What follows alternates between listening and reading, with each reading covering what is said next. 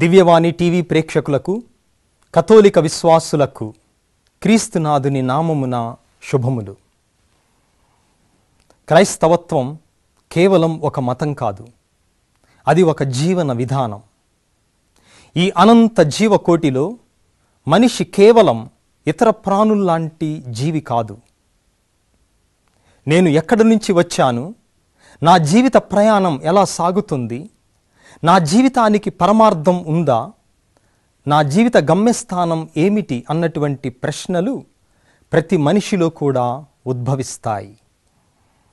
ఈ ప్రశ్నలకు సమాధానమే పునీతుల జీవిత చరిత్ర. ఎవరు ఈ పునీతులు? మనకంటే ముందు విశ్వాస పదములో నడిచి ఒక మానవ జీవితం ఎలా జీవించాలి, విశ్వాసానికి సాక్షిగా ఎలా మెలగాలి అని మనకంటే ముందు నేర్పించినటువంటి వారే పునీతులు. ఈ పునీతులు మోక్షము చేరారని కథోలిక శ్రీసభ అధికారికముగా ప్రకటిస్తుంది.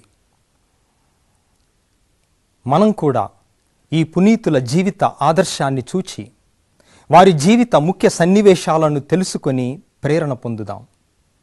వారి మాటలు మనకు ప్రేరణ కావాలి, వారి విశ్వాస పదం మనకు సుమాతృక కావాలి, వారి యొక్క క్రైస్తవ జీవితం మనకు ఆదర్శం కావాలి.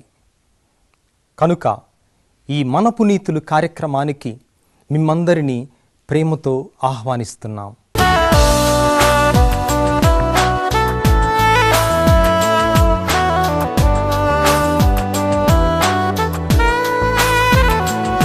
క్రీస్తునాథుని యందు ప్రియమైన సహోదరి సహోదరులారా, కథోలిక విశ్వాసులారా, మీ అందరికీ ప్రభు క్రీస్తు నామమున శుభోదయం.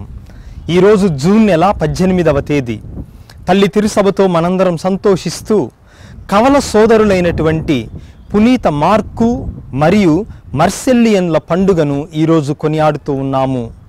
3వ శతాబ్దములో రోమ్ ప్రాంతములో వీరు మొదట అన్య దేవతలను ఆరాధించేటటువంటి కుటుంబంలో జన్మించినప్పటికీ ఆ తర్వాత ప్రభువును తెలుసుకొని ఆ ప్రభు యొక్క విశ్వాసం కోసం ఈ ఇద్దరు కవల సోదరులు ప్రాణాలను ధారపోశారు.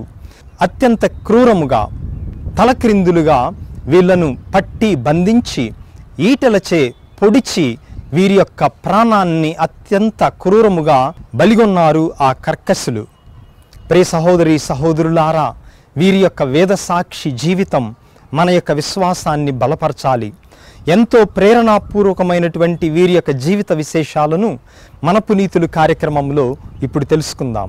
ఈరోజు విశ్వ శ్రీ సభ 3వ శతాబ్దంలో రోములో జరిగిన వేద హింసలలో మరణించిన వేద సాక్షులు పునీతులు మార్కు, మర్సెల్లియన్ గార్ల పండుగను కొనియాడుతోంది. వాస్తవానికి వీరితో పాటు వేద సాక్షులుగా మరణించిన పునీతులు ట్రాంక్విల్లినుస్, మార్సియా, నికోస్ట్రాటస్, జో, కాస్టులస్, తిబుర్షియస్ అనే వారిని కూడా ఈ రోజున స్మరించుకోవటం ఆనవాయితీ. అయితే వీరందరి గురించిన వివరాలు పెద్దగా తెలియవు కనుక పునీతులు మార్కు, మర్సెల్లియన్ గార్ల పేర్లనే ముందు వరుసలో ప్రధానముగా పేర్కొనటం జరిగింది.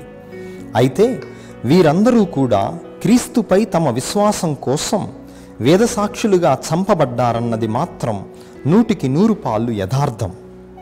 వీరందరూ జూన్ 18వ తేదీన శాంతా బల్బినా శ్మశాన వాటికలో సమాధి చేయబడ్డారని చారిత్రాత్మిక ఆధారాలు తెలుపుతూ ఉన్నాయి. వీరందరూ రోము నగరంలోనే 3వ శతాబ్దం చివరలో 286 లేదా 287వ సంవత్సరంలో డయోక్లేషియన్ చక్రవర్తి పాలనలో వేదహింసలకు గురై చంపబడ్డారు. డయోక్లేషియన్ 284లో రోమన్ చక్రవర్తిగా సింహాసనాన్ని అధిష్ఠించాడు.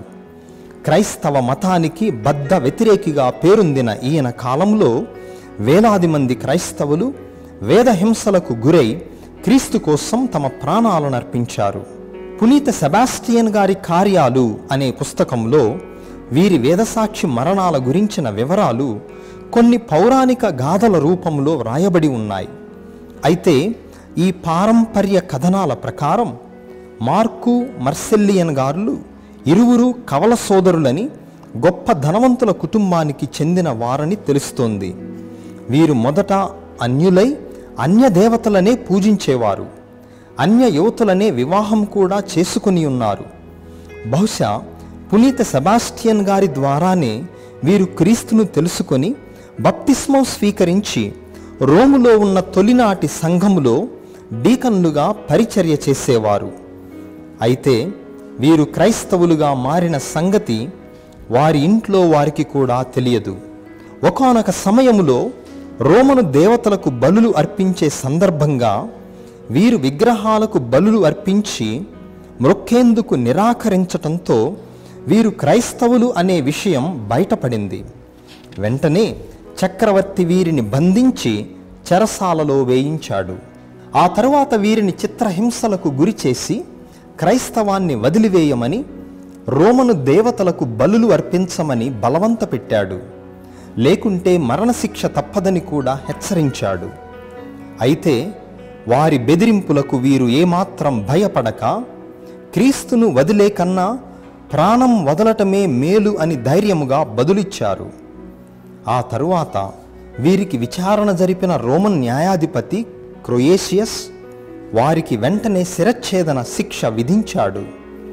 అయితే మార్కు మర్సెల్లియన్ల మిత్రులు, తల్లిదండ్రులు తమ పరపతిని ఉపయోగించి శిక్ష అమలును 30 రోజుల పాటు వాయిదా వేయించి వారి మనస్సులు మార్చివేస్తామని చక్రవర్తికి విన్నవించుకొని అనుమతి సంపాదించుకున్నారు.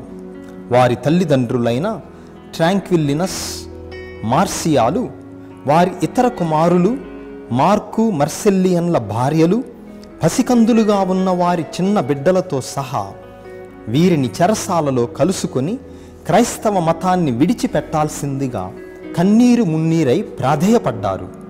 అయితే చక్రవర్తి భవనములోనే ఉండే సెబాస్టియన్ అనే క్రైస్తవ అధికారి మాత్రం మార్కు మెర్సిల్లియన్లను తరచూ సందర్శిస్తూ ఎట్టి పరిస్థితుల్లోనూ క్రీస్తును విడనాడవద్దని దృఢమైన విశ్వాసాన్ని నూరిపోశాడు. అయితే వీరి ప్రవర్తన చూచి వీరి మాటల ద్వారా క్రీస్తును గురించి తెలుసుకున్న వారి తల్లిదండ్రులు, భార్యలు, సోదరులతో సహా జైలు అధికారి, వీరికి మరణదండన విధించిన న్యాయాధిపతి, అతని కుమారుడు నికోస్ట్రాటస్ అనే రోమన్ అధిపతి, మరికొందరు ఖైదీలు అందరూ క్రైస్తవులుగా మారిపోయి బప్తిస్మం స్వీకరించారు. ఇది జరిగిన వెంటనే జైలు అధికారి జైల్లో ఉన్న వారందరినీ స్వేచ్ఛగా వదిలివేసి తాను తన పదవిని కూడా వదిలివేసి క్యాంపేనియా ప్రాంతానికి వెళ్ళిపోయాడు. కాస్టులస్ అనే ఒక క్రైస్తవ రోమన్ అధికారి మార్కును, మెర్సిల్లియన్లను ఒక రహస్య స్థావరంలో దాచి ఉంచాడు. జరిగిన మోసాన్ని గ్రహించిన చక్రవర్తి క్రొమోటియస్ స్థానంలో ఫాబియన్ అనే న్యాయాధిపతిని నియమించి తప్పించుకున్న వారి కోసం వెదుకులాట ప్రారంభించాడు. అయితే కాస్టులస్ క్రింద పనిచేసే సేవకుడు ఒకడు ద్రోహానికి తలపడి వీరు దాక్కున్న స్థలం వివరాలను, వీరితో పాటు క్రైస్తవులుగా మారిన వారందరి వివరాలను ఫాబియస్కు తెలియచేశాడు.